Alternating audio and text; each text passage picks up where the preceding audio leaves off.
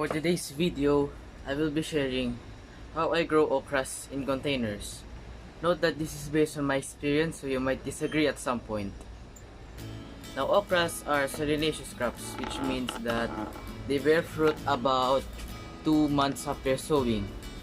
I generally start sowing seeds at cool months of the year, like in January to March or in August to September. To sow seeds, just take a small pot or a seedling tray and put your soil mix in. After, sow seeds, and then after, spray with water to trigger germination. I recommend watering this method to avoid displacing seeds or the soil.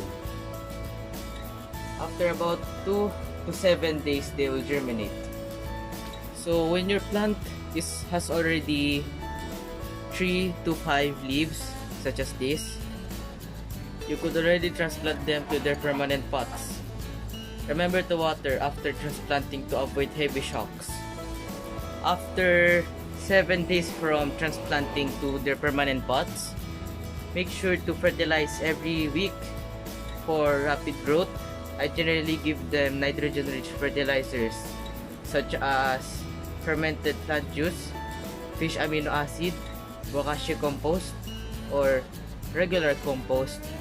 I also tried coffee grounds and rice wash. Those fertilizers are organic, so it's okay if we overdose. I generally fertilize my okra plants 1 to 2 times a week. For watering, I only water my okra plants every time their soil mix gets dry to avoid fungal growth, diseases, and pests onto the root system. So you could see the signs of overwatering if the okra leaves are getting yellowed at the bottom.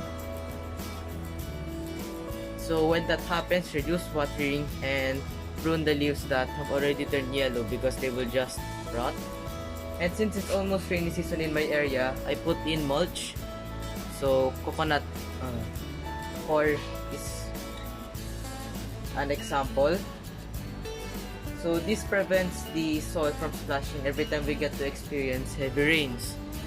When the plant starts to produce flowers, such as this, reduce watering because overwatering could lead to flower drop.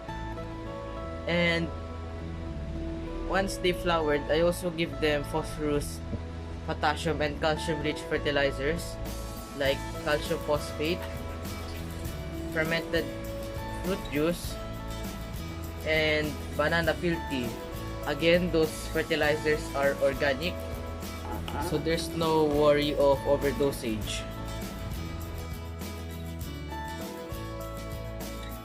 The common pests that I've experienced to my okra plants are aphids and leaf miners. For aphids, just blast the plant with water. And the signs of aphids is that if you see a lot of ants roaming around the canopy or the stem, the ants form aphids because aphids secrete a sweet juice which the ants like.